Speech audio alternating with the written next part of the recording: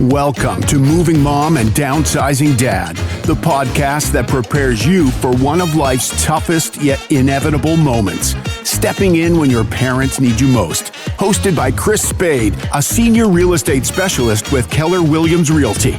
We'll dive deep into more than just moving. We're talking smart financial planning, making tough decisions with confidence, and strategies to avoid being caught in crisis mode. Join us for real stories, expert insights, and actionable steps to stay ahead of the curve. Now, here's your host, Chris Spade.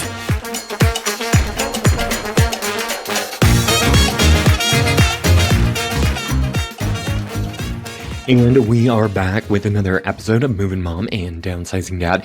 This is the podcast where we help Gen Xers navigate life and our aging parents. I'm your host, Chris Spade from Keller Williams Realty, right here in San Diego. And I am super excited today because I am talking to the ladies from Sorted Out San Diego. Now, Sorted Out San Diego specializes in helping seniors and other people and their families navigate the emotional and logistical challenges of downsizing and decluttering. Now, this company, founded by Jen and Tori, takes a compassionate, hands-on approach to organizing, ensuring that each step of the process is handled with care and respect. They work closely with the seniors to sort through their belongings, helping them decide whether or not they want to keep it, donate it, sell it, or pass it down to loved ones, all while honoring the sentimental value of cherished items. Whether preparing for a move to a smaller home or an assisted living, or simply creating a more manageable living space, their personalized plans make the transition smoother and less overwhelming. Ladies, welcome to Moving Mom and Downsizing Dad. Thank you. Thank you, Chris. I'm so excited. I'm so excited that you're here. I mean, I've got, I've been helping a lot of seniors do this decluttering and downsizing. And, sometimes Gen Xers have a little bit of I want to chuck everything, get rid of everything. And I'm like, you can't do that. So I'm excited that the professionals are going to tell us what we need to do. So can you tell us about Sorted Out and the work that you do with people to declutter and downsize their homes? Sure. I actually started the company with another woman named Jen back in 2020. And after a few years of working out in the community, Jen had to go find a full-time job. And I brought Tori on, who was a friend of mine, who I knew would be just super fabulous at this. And so, we started in 2020 with the pandemic and everything. So that was a little bit of a hard time to get started as an organizer, but also a really great time because people were in their homes and faced with all of this stuff.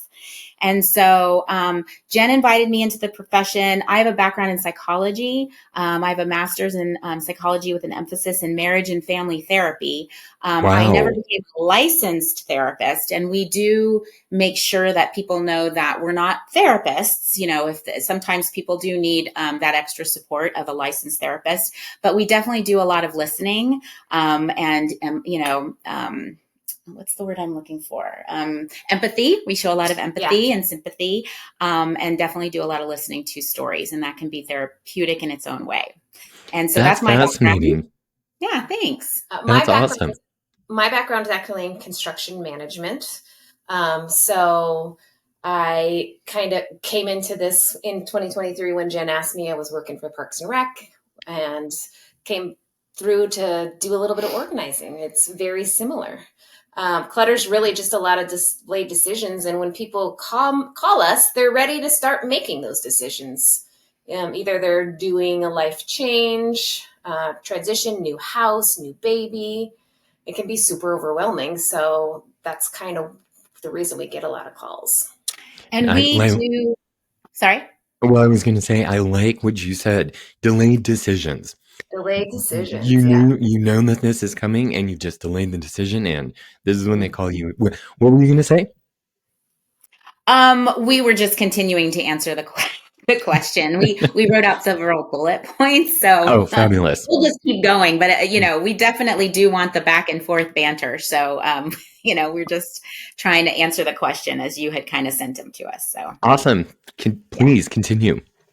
So in addition to that, we want people's homes to be functional for them, and whatever that means for them. And it can be very different for each individual. And we try to honor that. And we try to come up with systems that will help each individual live in their home and be able to find their things and be able to function in a less stressful space for them. One of the things we do try to do when we do come in is remove some of those emotional blocks that people have in letting go of stuff. Stuff that may no longer serve them. If you're not roasting turkeys, you may not necessarily need an electric knife anymore. Or maybe somebody gave you something and you never used it, and so it's not helpful. So removing some of those emotional blocks to help people get rid of it is what we specialize in. And we do remove those emotional blocks by normalizing that, we understand that someone gave that to you, and usually the giver of the gift, it's in the moment. And once the gift is given, then the giver is no longer attached to that gift, and you don't need to be either, kind of thing. Mm-hmm. That you're not dissing that person because you're giving that gift away because you don't use it anymore and it's been 20 or 30 years type of thing. So we try to normalize and empathize with the fact that they appreciate the gift, but that it's no longer serving them, so that it's okay to give them permission to let it go. Nice. So tell me, what inspired you to start working in this field? And are there any personal stories that motivated you to get your business started back in 2020? For me, it's the love of creating and then completing something. It's kind of similar to my background in construction management, where you have a job, a goal, you define and help and adjust the process along the way. We do that with our clients. But at the end of the day, it's much faster than construction because we're done at the end of the day, or you're done at the end of 2 days, and you get to sit back and look at your good work. And people are so appreciative of us that when we come in, like yesterday, we were working with a woman in her garage and her neighbors were walking by, and everyone wants to know, what's going on? Are you moving? Are you having a garage sale? And she says, these women are changing my life. And that's literally what she is saying. And it's just very good to hear that, even though, it's hard when they're with us because she did have a lot of sentimental items that were taking up a lot of room in her garage. And so it was, trying to help her let go of that stuff. And it was hard for her. But at the same time, she was so appreciative. So we know it's hard, but at the same time, they know it needs to be done. And they're just very appreciative of the work we do. Every time we finish a job with somebody, we're both pretty confident that we chose the right profession because it feels really good to help people, and it feels like we're really helping people when we're there. That is so cool. That's awesome. It's awesome to have purpose when you show up for work every day. And it sounds like that's what you have when you work with all your clients is purpose. Mm-hmm. Yes. That's absolutely. awesome. Mm-hmm. So let's talk a little bit about advice. And what advice do you give families starting the conversation with a loved one or an elderly senior about downsizing and decluttering? I can imagine that might be a bit of a difficult conversation to start having. It is a difficult conversation. So when you do start it, you want to make sure that you start it out with no pressure. Make it very light.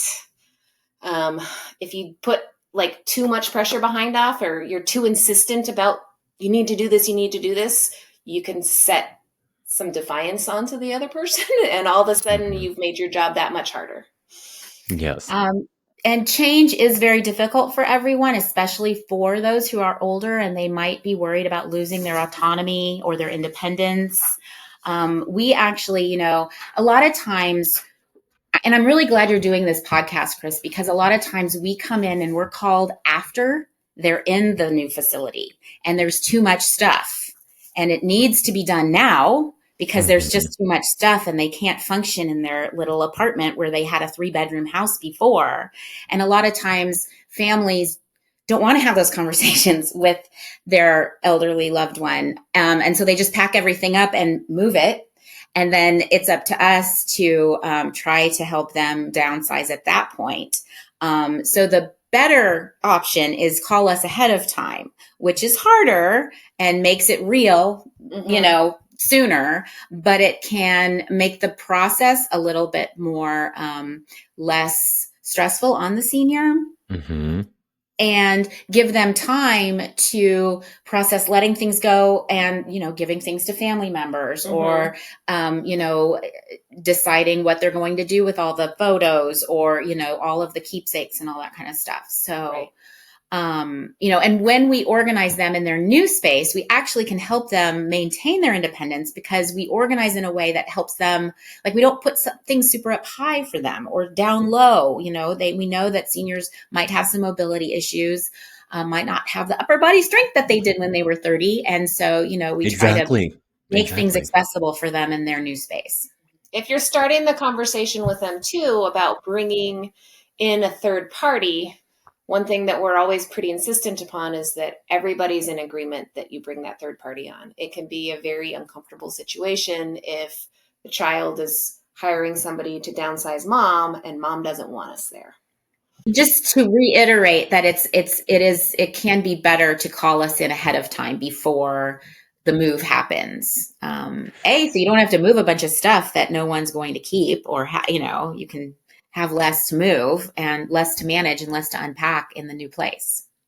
Yeah, I always tell people it's better to start having the conversations before you get into crisis mode. Once you're in crisis mode, yes, it's a totally different ballgame. Right. And that makes things a lot more difficult. Right. A lot more stressful, which is not fun for anyone. Nope.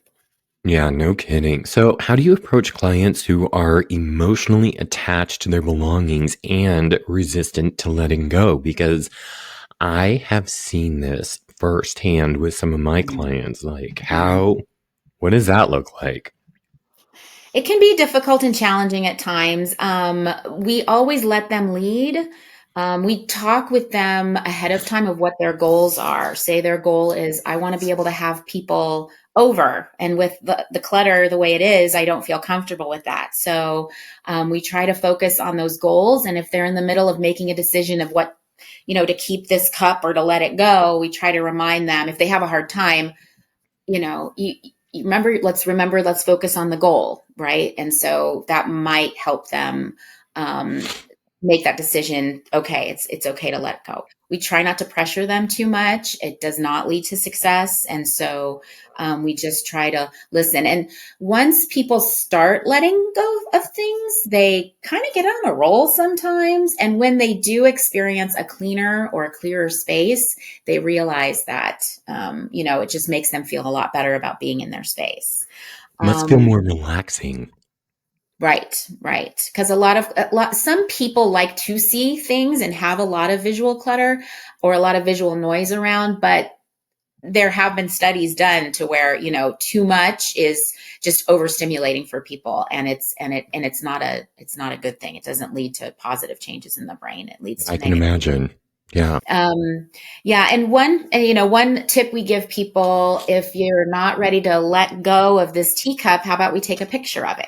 And then you can make a photo album of all the, china that maybe you save one piece of the china, but let the set go to family members and you just save one teacup or something like that. And you can put that up on a shelf and remember that set that your great grandmother had or something like that. That's a beautiful idea. Yeah. We also remind them that thing isn't the person, the experience, the memory. We want them to realize it's just, and organizing and purging is rarely about the stuff, right? It's the emotional attachment that people have to the stuff. And so we try to disconnect that emotion from the item, if at all possible, within reason. I'm sure your therapy background comes into play when you're doing this. It does. Yeah. Yes. And just being a good listener too. Right. A lot of times when people are letting stuff go, Jen and I get to hear the story about what that item was and who gave it to them. And it's really a whole part of the process of letting it go. They need to tell that story and it helps them let it go. And, seeing it reminds them, they tell the story, and then we get to feel a little bit more part of it. And it's kind of cool. That's awesome. I love it. Just being a good human. That's what it's about, being a good human. Yeah, totally. And good listeners. Yeah, nice. What is the most common concern you hear from people when they begin the decluttering process? Well, I'd say without a doubt, it's not having what they need when they need it. that's number one concern that people have. And, a lot of times when people have a lot of stuff in their house, they keep a lot of things and then they'll be looking for it. And, I find it when I need it. And that just reinforces that behavior. So every once in a while it works out to where they do find what they need. Mm-hmm. But if you have a lot of clutter, chances are you ain't finding what you need. Right. Because it's buried under 14 other things. Right. And Jen and I have a fun game that we play, and start a timer. This session begins at 9 a.m. By 9:15, we've held something up that they have been looking for forever. So it can That's happen funny. 15 minutes in or 2 hours in, but it happens every single session. Something that they've been keeping and holding on to that they couldn't find. Right. That is too funny. That's how we end up with a lot of duplicates too. That's how they end up with duplicates, because they can't find what it is, so they buy more. Mm-hmm. And so we reiterate that being organized can save you money and time. Because the average person spends like months out of your life looking for things. Mm-hmm. You know what? I feel like I'm being judged right now. Just You're completely normal, Chris. We're all looking for things all the time. yeah, because I'm like, I know I put it here, and then I cannot find it, and then all of a sudden I open some random drawer, and I'm like, oh, needed that 6 weeks ago. But I'm pretty good about not buying stuff over again because I'm like, I know I've got it somewhere. That's awesome. So can you walk us through your typical process for helping someone downsize their home? Like from the time you get to someone's house, what does that look like? So once we get to someone's house, typically we've definitely done a phone call with them. A lot of times we always ask for pictures, and if they're comfortable with sending photos, we check out the photos. We like to hit the ground running when we get there. If it's a whole home, we have them take us on a tour. We discuss their goals, and then we get to work. We get to work sorting. We sort and we put likes with likes. Once we're done sorting, we look at the categories we've got, and then with the client, we decide what to keep and what to let go of. We try to encourage to hanging on, especially if they're downsizing and they know they're going into a smaller space. We try to focus on just keep what you're using, you love, and you absolutely need. Sometimes if people are having a hard time, because we've been accused by people occasionally, like, you always try to make me get rid of things. And even though we're trying to do it in the nicest possible way, that's the feeling that they're getting. So we try to flip it and go on a treasure hunt. Instead of getting rid of things, try to find what are your treasures in this category. Like, what are your favorite pens out of these 20 pens? Pick 5 favorites, and then we just let the rest go. And then they don't have to worry about it's more positive rather than negative. Does that make sense? Yeah, that is a really nice way to put it. Yeah. Make it, spin it. Flip it. Yeah. And so once we've purged down to, a reasonable amount, we, arrange, if they're moving to another space, we can't really organize them in their, older space type of thing. But once they've been down, purged down to what they only need, use, or love, then they pack that up.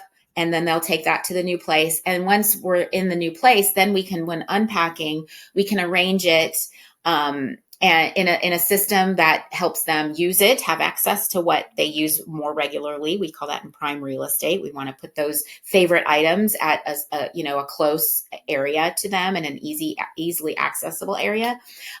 We containerize things. That's a fun word, containerize. Put things in containers so that they are, we sign homes to everything.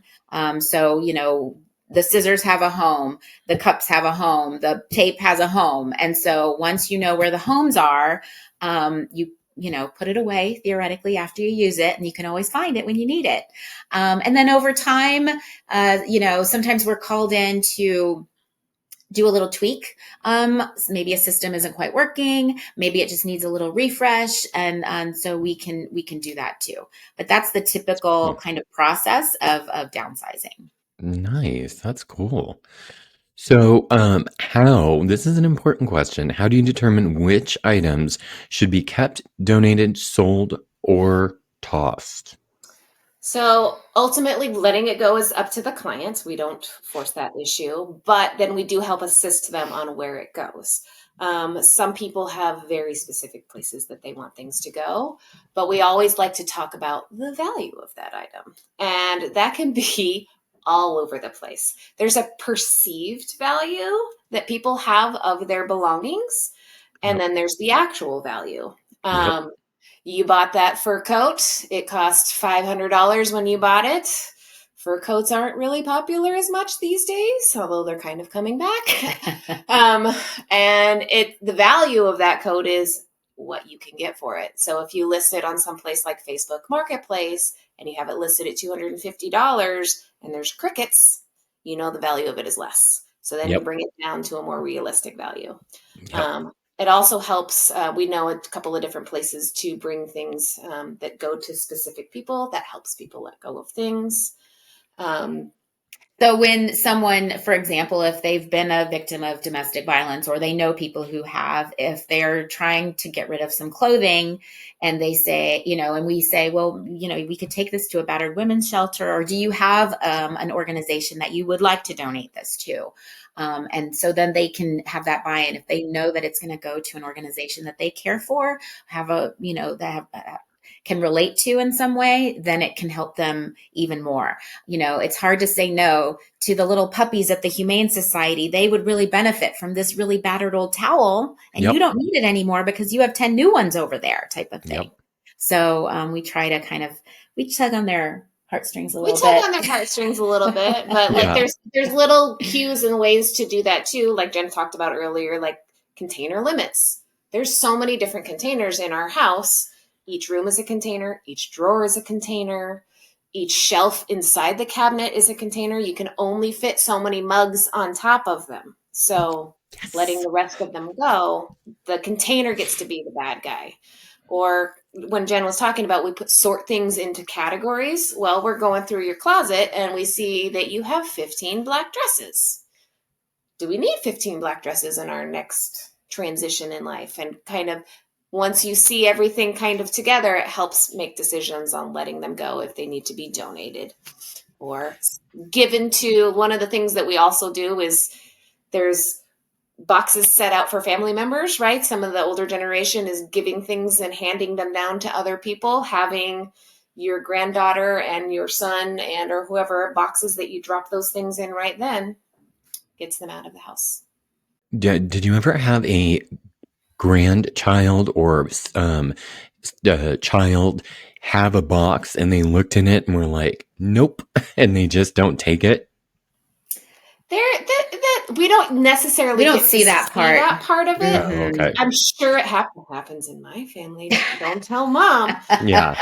But I was just curious. For the people, it's about, they just want to assign that it was given to them. They're giving them the opportunity to kind of take it. Now, sometimes as they bring it in, they decide, I don't want this. But for mom or dad, the fact that they've given it to you, it's the gift giving. It's like we were talking about earlier with Jen, like when somebody gives you something, it's that act of giving it that is what should be honored. And now what they do with it in their possession is really none of mom or dad's business. And they never need to know.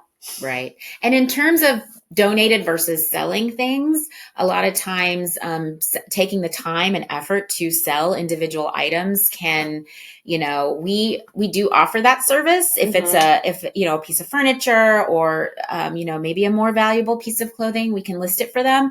But also, is it worth the time and the effort to sell something when it's only going to go for $10 or $20 type of thing? And so then we just encourage them to donate it, and it goes to good causes. And people are less fortunate than they are. Nice. That's nice. So let's talk about what tips do you have for working through a particularly cluttered or sentimental room? Because I may or may not have a family member who is probably a borderline hoarder. Like, what does that look like? What tips do you have for working through that type of clutter or something? The best way that you can look at it is one item at a time. It's if you walk into the room and you see everything, of course, everybody's going to turn around and walk right back out. But sometimes you just walk into that room and you pick up one item and you make a decision about one item at a time. Now we come in and we separate it and we mix sort it up first. so it makes it a little bit easier. Mm-hmm. That's a tip. Put all the things together so that you can see it, and then the decisions come a lot easier. If a client's having a particular hard time with one particular item, sometimes I'll set it aside for later. You'll notice that like throughout a session, we may get into a groove of like all of a sudden we're like decisions are happening and things are going. That's when I pull that other item back in there, and hopefully it's not a showstopper. Once they start making those decisions, it flows. And sometimes they are very, and making decisions is hard work. So mentally taxing. So we tell them like, we're doing all the heavy lifting for you, but you are going to be tired at the end of the session because you are going to be making a lot of decisions. And especially those emotional decisions, those are the most taxing. And so there might be a time when they're trying to focus on their goals. And then they were like, yes, take it. No, wait, no, take it. Okay, before I change my mind. And they know that we're there and we're not emotionally attached to the item. And we know that they know we're there to help them. And they know that it's healthy to let go of stuff. So, we work with, even if a client is 40 or 50 or, any age, everyone's emotionally attached to some things. And especially after you've suffered a loss, it can be difficult to let things go that belong to those people or that you used a lot when those people were alive. And so that can be very challenging. But at some point, people do reach a point at which they're ready to let that go. And so we don't twist anyone's arms, but we are there to help them. And they have called us to help them. So another tip is give them some stuff to keep, make a container for sentimental items, and you can kind of use it just like we do in organizing. Like you fill that special bin with your most precious things that you can't get rid of. And when that bin is full, then you have to start making some more decisions again, so. That's a good idea. That's a good idea. So you just they just keep that one bin for their sentimental items, and then they might tweaks for different people. Maybe it's one bin, maybe it's 4, depending on how much space they have. Yeah. Of course. It's very customizable for each client that we have. Everybody has different wishes, wants, and desires, and nice. We make it special for them. So let's talk a little bit more about sentimental items. So helping people deal with sentimental items like family heirlooms or large collections of photos, because I'm of the age where I didn't always have an iPhone to keep my photos on. Right. I have photo albums because I grew up, in the 80s and the 90s. So I've got a lot. And it's good that I have those photo albums because nobody will ever see those pictures unless I post them online, right? So what do you do when you've got a lot of photos? Well, there are companies out there that do digitize photos, and they actually do digitize certain other types of keepsakes as well. One company in San Marcos, they're called 2000 Paces. They're a fabulous company, and they work with people, and they work with people all over the country. People just send them their photos. They interview people so that they know who's who in the family and things like that. Like it's kind of detective work a little bit. They'll organize the photos, they'll digitize the photos, and then they save them to the cloud. They save them to hard drives that they give to the clients. And so that's a really great way of, memorializing. And, a lot of times when we come into people's homes and they've been storing things like sentimental items, like heirlooms and photos, it's in a box that has been sitting in a garage for years. And so it's eaten by silverfish, and, and some of the photos might not sticking together. Yeah, exactly. Where it's too hot. Yes. So we want to encourage them to take care of their family heirlooms that they do want to save. And a lot of times by the time we get there, sometimes they're not savable, unfortunately. And that can be unfortunate. But there's special kinds of boxes that we recommend if you Yes. have like photos that are loose that you want to hold on to and go through at a later date. We recommend a gasketed bin so no moisture is getting in there, and then they will survive the next 20 years till you have time to make those decisions. We don't do a lot of sorting through the individual photos with people because it would just take so much time. But putting them into manageable chunks so that they can kind of address them in smaller doses, that would be And kind of letting how them- we leave them so that it can be done at a later date. And then invite, when you have Thanksgiving, pull out a box, go through it with your family. Right. That's a good idea. My mom and she found a lot of old letters from people, from herself, from her sister, from old boyfriends in Italy she used to, know. Wow. And so we just spent an evening drinking wine and reading the letters to each other. And they weren't people I knew necessarily, unless it was a letter from her to her parents or something like that. But since her parents died, she got all their their letters, that she had written them, that they had saved. And so, beyond her and them and maybe me or my brother, no one else is going to find value in that necessarily, later. So, but it brings up some good memories and stuff too. Yeah. Like as we're going through people's stuff and we're hearing stories about this rocking horse or that, bring the photos out, have those conversations with your family. We find them interested, but we're not even related to them. So bring in your family, talk about it with them. All of a sudden they have more of a vested interest in your stuff. Right. We also encourage them to display instead of putting things away in a box, to pick a few, like instead of the whole china set, you keep a teacup. If you have other family members to disperse it to, that would be great. They might appreciate that. Maybe they won't. A lot of people nowadays don't want china, don't want linens, don't want the things that, people who are turning older, and downsizing into assisted living facilities still have.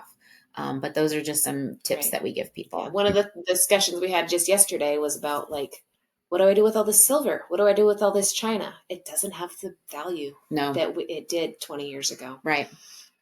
Yeah, I can relate to that because my grandma, when she passed, had a china cabinet with all her mother's china, and now my dad has it. And he told my brother and I, he goes, well, this is yours when I go. And my brother and I just looked at each other and we're like, yeah, no, we don't want it.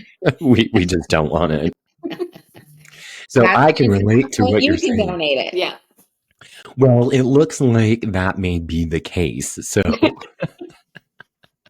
you just take it and say, thank you, Dad. Yeah, exactly. He'll be gone. He won't know the difference. So let's talk about some tools and professional support. What supplies or tools do you recommend families have on hand when tackling a downsizing project? Well, you'd be surprised. The tools are really low key and low tech. We recommend some boxes. We recommend some bags for trash and recycling. And your feet are the best tools that you have in downsizing and organizing. So you're going to be sorting. And so you need a bunch of boxes so that you can containerize the different categories. You're going to be trashing, just throwing away the trash and the recycling. And your feet are needed if you found this thing and you know where it belongs, you need to walk it there and put it away type of thing. So a lot of times we'll just have a box that these things need to be rehomed. They don't belong in the garage, for example. And so they need to go back into the house type of thing. So those are the basic, maybe some Post-it notes and some Sharpies. So you label your boxes. And definitely you can make a downsizing project more fun if you have some people to help you. And everyone can kind of work together. And a lot of times it's overwhelming for one person. But if you have a second person, we call them a body double or something like that, that they can just be there as a sounding board. Or, if you don't hire professional organizers to come help you, you can always ask a friend, and then they can help you talk through some of those things. And try to pick a friend that doesn't make you keep everything. Yeah. Well, I'm sure wine helps too when you're going through this process. I'm sure that helps too. Absolutely. So when should families consider hiring a professional organizers like your team, and what benefits can they expect from professional help? Well, definitely, if they seem like they're overwhelmed, it would be time to call. Um, if they need accountability to get stuff done, like I'm going to do it, and it never happens, we kind of help them through that process. And sometimes they just don't know how to start. Yeah. It could be as easy as not knowing where to start. Mm-hmm. We come in as a third party, so we're not partial to this or that. We're trying to make you happy. So having that third person impartiality, especially when you're looking at a child's parent dynamic, it can get messy. And having us there as the third impartial party makes it a little bit easier. At calling a professional organizer, you're going to get guaranteed follow through. Like, we're not going to show up and give up halfway through. Right. We stay through all the way until it's done. And if you bring us in, you're releasing yourself from being the bad guy or the kid that's making mom get rid of everything. We can be the bad guy. We can be the bad guy. We're perfectly happy with doing that. We try to do it as eloquently as we can. Yes. But it's part of our job. Right. Because they have the baggage, good baggage or bad baggage, any kind of baggage kind of thing. It's difficult for, getting your mom or your dad to let go of things. Yeah. And it's easier for us to talk with them and them not have you in the room maybe when they're thinking about things like that. That's important, I think, because sometimes, like myself, I can be more of a chuck it kind of person. Even in my personal life, I go, nope, don't need it. Chuck. And then, but there's certain things I find and I'm like, oh no, but so-and-so gave this to me or such and such. So, we all fall into that category, right? Mm-hmm. So let's talk about what are some of the biggest challenges that you faced helping clients declutter and downsize?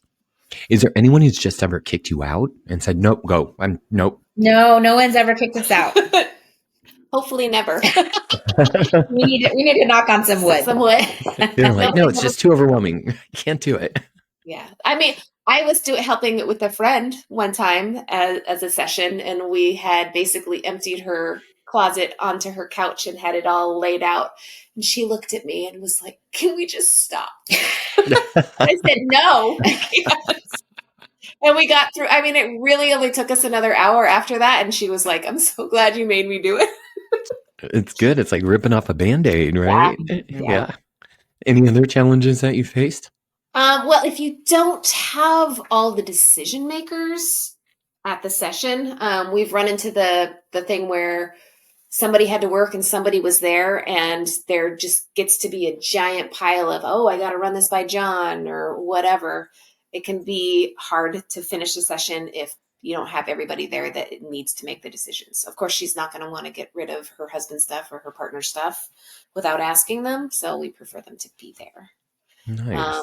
Some of the other challenges, Jen kind of touched on it earlier, is when people call us on the back end, like after the fact. Person has moved. Dad's in a new place and all of his moving boxes are in there, and there's pathways to walk to the bathroom, and there's not enough place to put stuff away. It can be really challenging when you have too much stuff and not enough space. And at that point, you have to let it go. And so dad or mom or, grandma or grandpa, they're pressured into giving away things, and it's more under duress a little bit, and less gentle. Yeah. I have a client that I've been working with for a year. She had the forethought to. She called us in first. She called us in first. She was downsizing her family home that she raised her family in and moving to a smaller place for just her, but knew she had a lot to go through. And she knew she took a long time to make decisions. And so we've had the luxury of being able to do a little bit at a time. And she gets to say goodbye to each and every item and feels good about it. So it's nice to have the time to do it. So this is not necessarily something you have to do quickly. You can just take your time. Absolutely. It depends on their timeline. Yeah. Yeah. But it's a reason to start it. I mean, if you're starting to look for assisted living places, it's time to start looking for getting rid of stuff too. You don't need to wait until it's 2 weeks until move date. Yeah. It's 2 years, slowly make sure that it gets to that cousin in Texas or whatever. If you have the time, you can do it. That makes sense. Really well. That makes sense. Yeah. So share with me any success stories or family individuals that you've helped. You talked about your friend with her closet. Anyone else? Any success stories with your clients that just stand out and you're like, I worked with a client. She was in her 90s and had been moved to another facility, and she had and her case was an example of where she had things from the 70s. Like, she hadn't gone through her kitchen utensils in quite a long time. She did not want to let anything go. It was a little challenging, actually. But she did have some dementia, some memory issues. I worked with her son. Her son does not live in San Diego, so it was more of a, phone call, text type of thing. Every once in a while, he would come in and visit her, and we'd work a little bit together. And so it was a little bit challenging to, try to talk her into letting things go.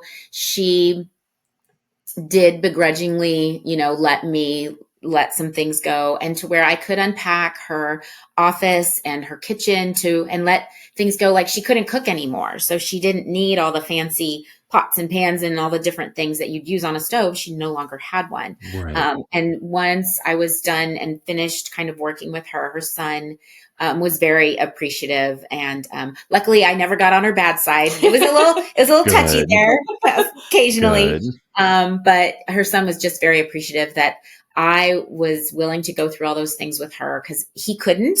And I think from what I saw in their relationship, that they had kind of a contentious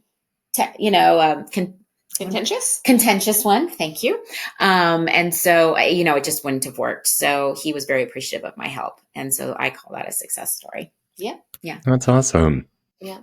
I would call the client I talked about earlier as a good success story, but then there's other things. Like, we always ask our clients ahead of time about photos, and if we can take photos and do some before and afters. And it's part of our user agreement. You can agree to that or not. And if you say no, we won't share those.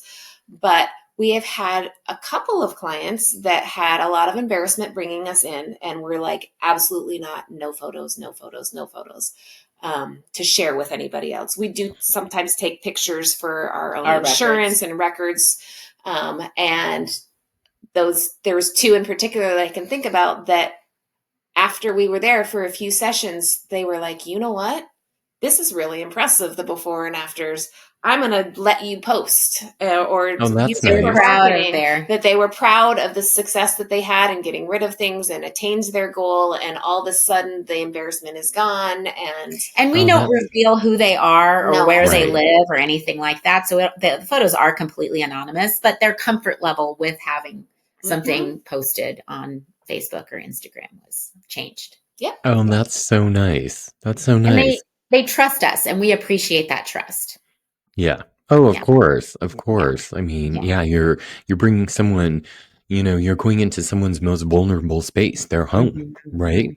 Homes are vulnerable. Yeah. Right. So if someone listening today wanted to get started decluttering or downsizing, what are the first 3 steps you would recommend?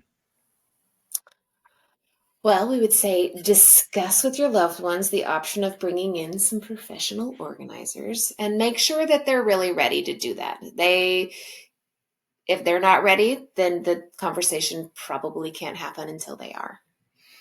And we would recommend, identifying goals for mom and dad in their new environment. Like, do they still want to craft or cook or, and that having a professional come in and get them down to what the things to focus on the things that they want to spend their time doing, because when you have a lot of stuff, you have to manage all that stuff, and that takes a lot of time.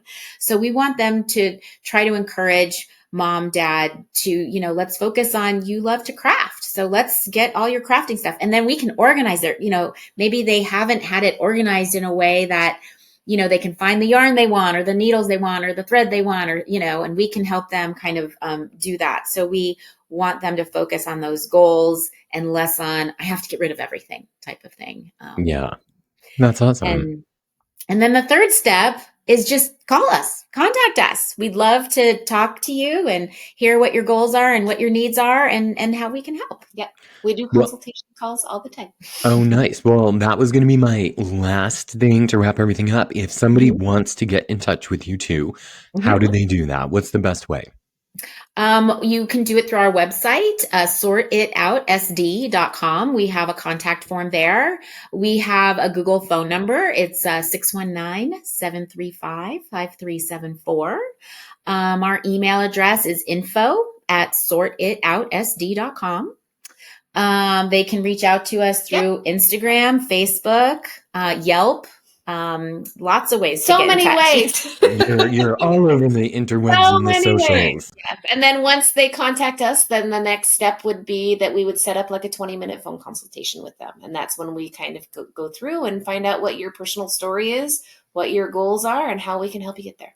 And so if it's a son or a daughter calling us to help mom or dad, that is sometimes how it starts. And so we'll have a consultation probably with the son or daughter, and then we will make sure that we will have a conversation with the mom or dad or whoever is going to be the actual client type of thing that we'll work with. And we will do on-site consultations if needed. But usually we just kind of do those first consultations over the phone. Excellent. Is there anything that I didn't ask you that you want to make sure that people know about? I think just in general, like Tori's touched on before, that there is some shame and embarrassment if there is a lot of clutter, and we don't judge. We are completely impartial. We just want to help. And so for them to, I know it's hard it's easier said than done, right? All things usually are, but, to let go of that embarrassment, that shame, we really give people kudos for calling us and taking that step, because we know it's a big one, and inviting us into their home, and trusting us with that. So, we just want to help, and just know that we've seen it all, and it doesn't. And your level of clutter may not be, there's just different perceptions of what a cluttered room or cluttered home looks like. And, it's all relative and it's all good. Yeah. It's all in the name too. Like, we are professionals and we are not going to make assumptions about people. No, everybody is their own unique person and we are there to help. And that's all. Yep. Awesome. Well, thank you so much for talking to me on Moving Mom and Downsizing Dad. For everyone else, if you need to get in touch with these two ladies, I will put all their information in the show notes, and I will catch you all on the next podcast. Thanks for listening.